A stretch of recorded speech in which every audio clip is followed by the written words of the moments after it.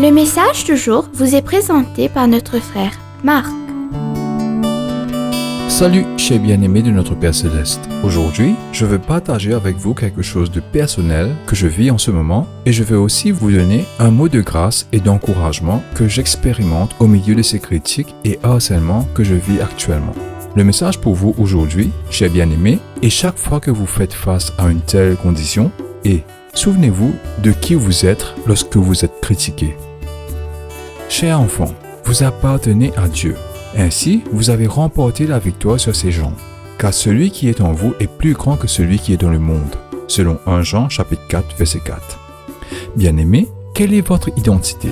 Si vous êtes chrétien, alors vous êtes un fils ou une fille du roi des rois et seigneur des seigneurs. Vous faites partie de la famille de Dieu.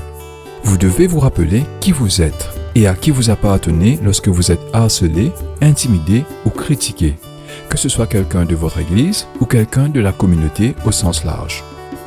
Pourquoi? Parce que les intimidateurs, les critiques et les harcèlements peuvent sentir la faiblesse, l'insécurité et la faible estime de soi à 1 kilomètre de loin. Les intimidateurs et les critiques ne s'en prennent pas généralement aux personnes confiantes et assurées.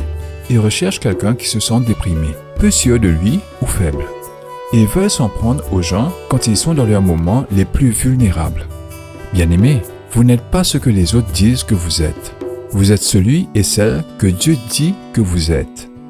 Dieu dit toujours la vérité, et c'est la vérité qui vous libère et vous donne confiance et courage, selon Jean chapitre 8, verset 32. Veuillez noter, bien-aimés, que vous allez être vulnérable à la tromperie et à la manipulation jusqu'à ce que vous soyez confiant en qui vous êtes. Vous devez régler aujourd'hui la question de votre identité et de qui vous êtes en Jésus-Christ, car cela formera tous les domaines de votre vie. Dieu est votre Créateur. Jésus est mort pour vous. Le Saint-Esprit habite en vous. Vous avez la Trinité derrière vous. Vous n'avez pas à vous soucier des intimidateurs et des critiques, car ils n'ont aucun vrai pouvoir sur vous. Nous avons cité plus tôt dans 1 Jean chapitre 4, verset 4, et savons maintenant qui nous sommes vraiment.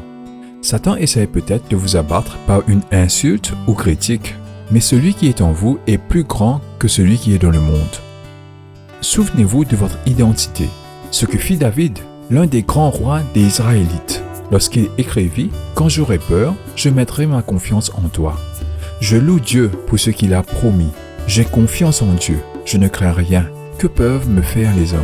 Dans le psaume chapitre 56, versets 3 à 4.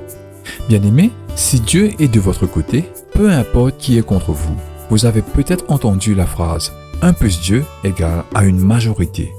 Si Dieu est pour vous, Romains chapitre 8, verset 31, que peuvent vous faire les gens pour changer qui vous êtes et ce que Dieu ressent de vous? Bien-aimés, je chéris ces paroles au plus profond de mon cœur et de mon âme, et je fixe mes yeux d'espérance sur Jésus-Christ. Donc, si jamais ou à chaque fois que vous serez confronté à des situations de critique, d'intimidation ou de harcèlement, faites de même. Que Dieu vous bénisse tous. Merci pour la prière et le soutien. Je vous aime. Profitez de votre journée en lui. Nous nous retrouverons demain pour un autre voyage dans la parole de Dieu. Au revoir. Si toi aussi tu crois que la parole de Dieu est une bénédiction, partage-la et sois une source de bénédiction pour les autres, toi aussi.